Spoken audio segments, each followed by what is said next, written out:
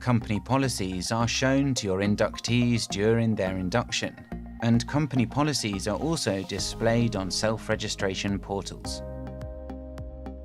Let's go ahead and create a policy. So click on Company Policies here, and then Create New. Now we're going to select to build a policy from scratch. Let's name our policy No Smoking Policy.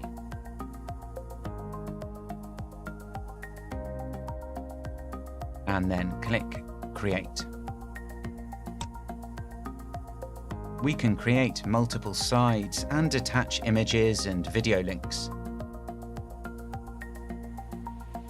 We can also upload various documents to our policies.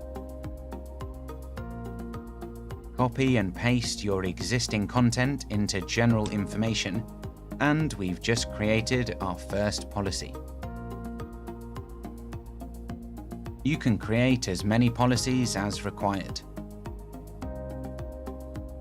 On the next help page, we're going to create user profiles.